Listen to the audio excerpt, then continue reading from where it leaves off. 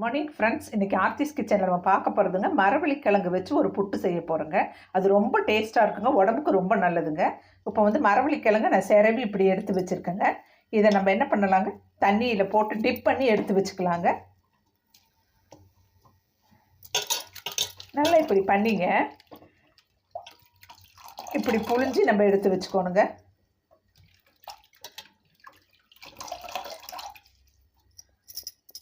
எடுத்து வச்சுட்டு காட்டுறேங்க.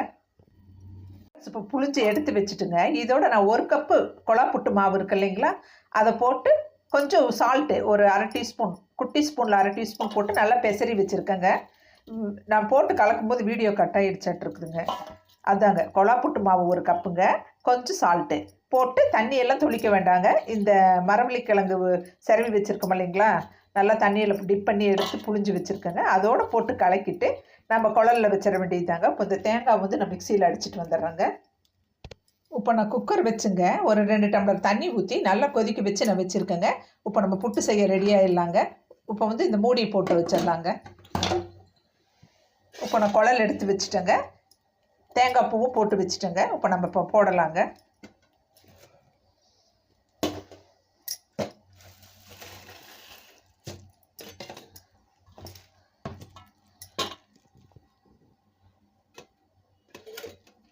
தேங்காய் பூ கொஞ்சங்க, இந்த புட்டு கொஞ்சங்க.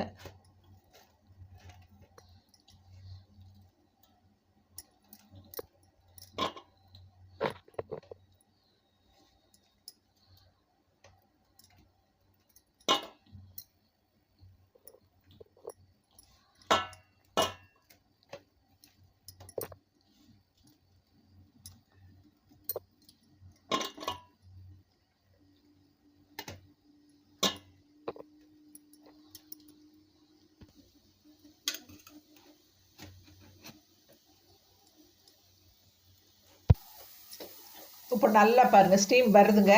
நல்லா நம்ம இதை வச்சுக்கலாங்க. இப்போ வெந்தது மேலே ஆவி வருங்க, அப்போ நம்ம இறக்கிடலாங்க. இப்போ இது நல்லா வெந்துருச்சுங்க, இதிலேருந்து ஸ்டீம் வருதுங்க, ஆவி வருது. நல்லா ஒரு 5 நிமிஷம் விட்டுறணுங்க. அப்போ மரவள்ளிக்கிழங்கு நல்லா பூ மாதிரி வெந்துருங்க. அந்த பச்சரிசி மாவும் மரவள்ளிக்கிழங்கு வந்து அவ்வளோ சூப்பராக இருக்கும் ஃப்ரெண்ட்ஸ். சூப்பராக மரவள்ளிக்கிழங்கு புட்டு ரெடி ஆகிடுச்சுங்க.